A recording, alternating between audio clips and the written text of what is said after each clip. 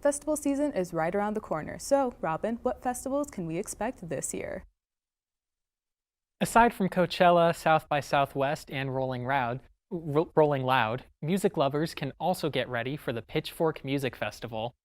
Online music magazine Pitchfork announced the lineup on Tuesday for this year's Pitchfork Music Festival, a yearly event that focuses on critically acclaimed music. This is the second year of the festival's comeback after the 2020 dates were canceled because of the COVID-19 pandemic. And this year's lineup has some heavy hitters for sure. Earl Sweatshirt, The Roots, and Mitski are just some of the most notable names attached.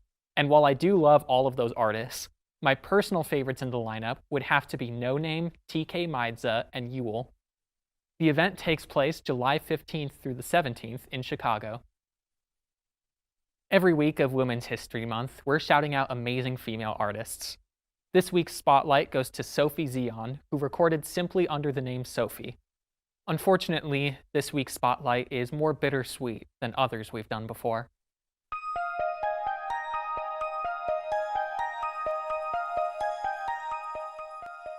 The music world was shocked to hear the news of Sophie's death in January of last year.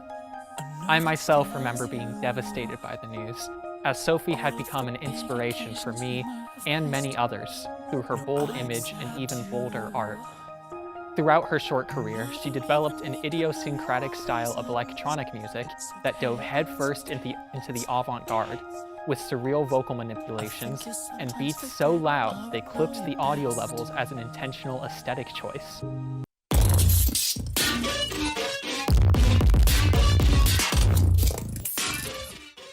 She is widely considered to be one of the founders of hyperpop, a subgenre that emerged in the 2010s, loosely defined by taking stereotypes of electropop and turning them up to 11.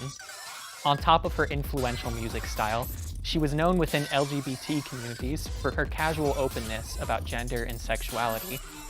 She was not afraid to bring up her experiences as a trans woman in her music and be vulnerable in ways that trans people and women in general are often punished for. Even then, she did not let public perception define her, becoming one of the most in-demand producers of the 2010s through her work with artists like Vince Staples and Charli XCX.